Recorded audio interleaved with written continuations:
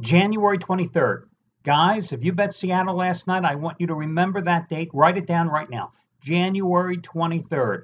I want you all to go out today and buy birthday cards because January 23rd, Phil Dawson, the Arizona kicker, turns 43 years old on that day. And I feel all of you, the least you could do is send Mr. Dawson a birthday card on January 23rd because he saved you money last night.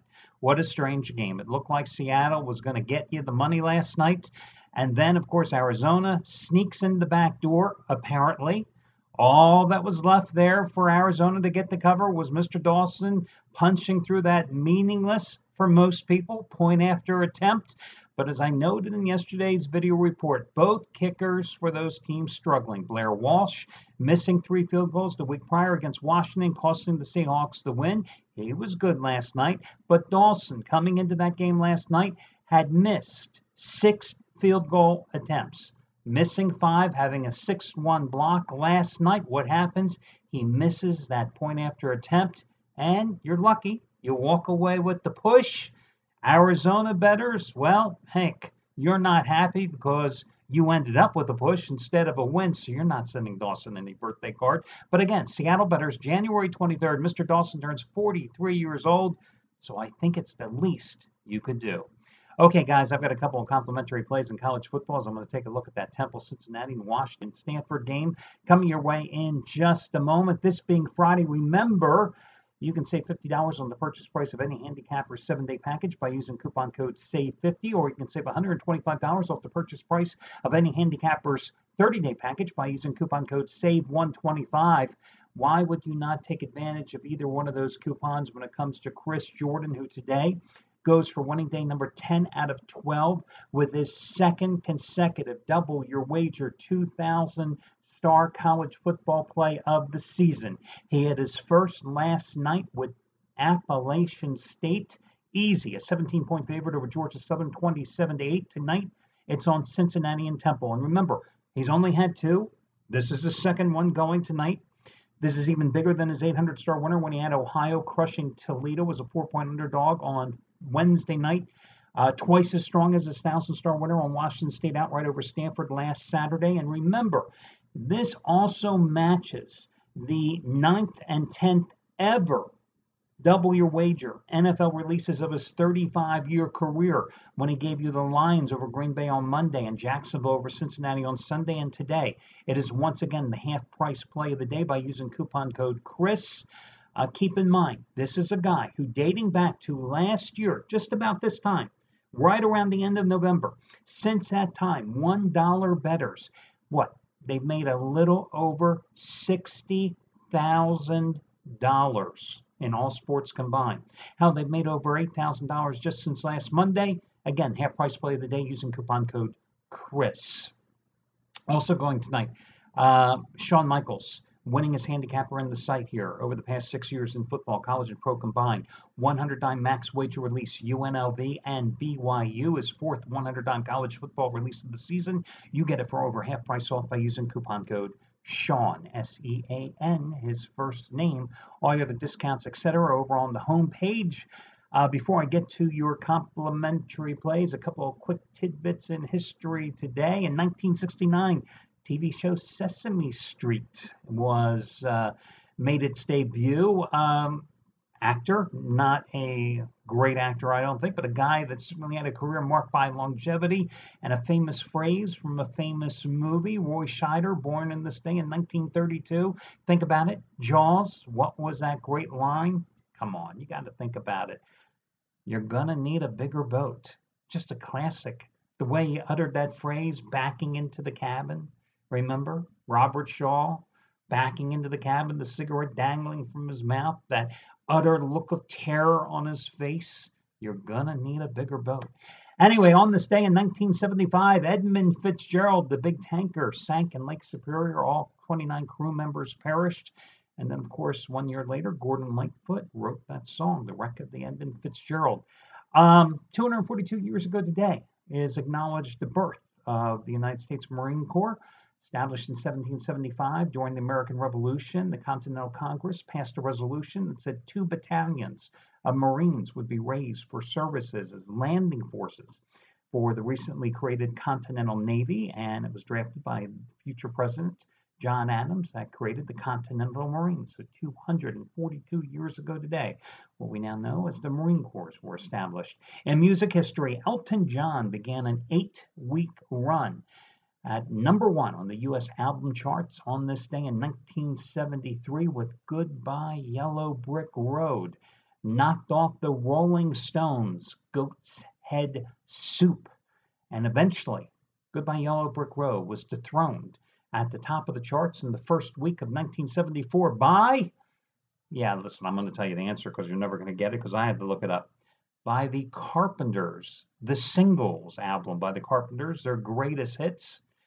By the way, at the end of 1974, Elton John was also #1 on the album charts again with his first greatest hits album. Finished the final 5 weeks of 1974 at the top of the charts with that album as well. Of course, back in that era, everybody released greatest hits albums because that was, remember, back in those days, everybody released albums, #1 hit compilations at the end of the year because that's what all your stores, even department stores, were pushing.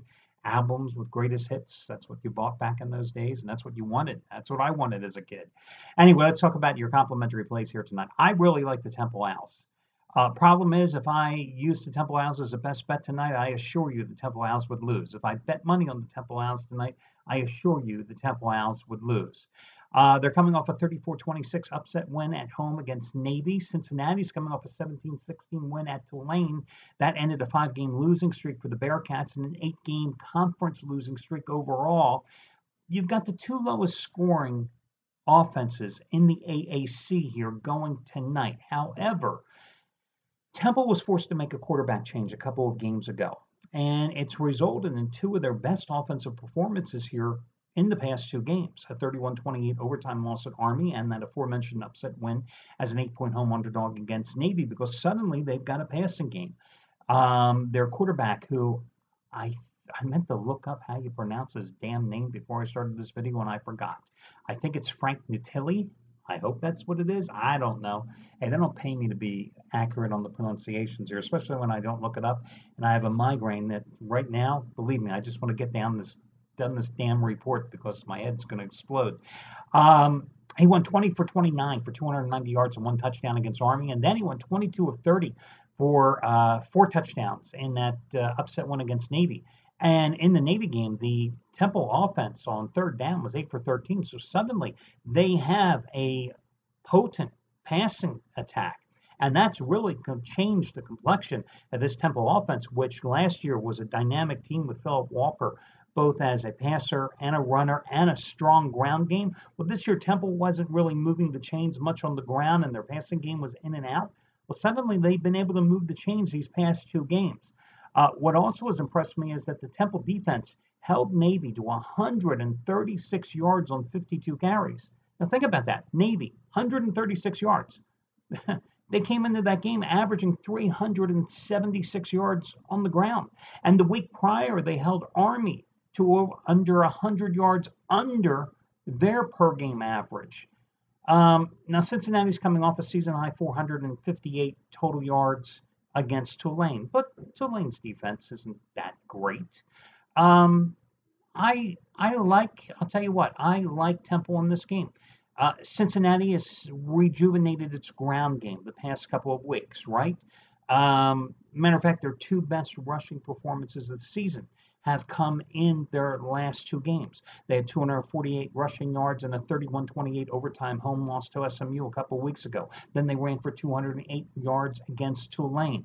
They've been powered by a freshman back, Gerald Dokes, who had 148 yards rushing against Tulane. But again, what did I just tell you?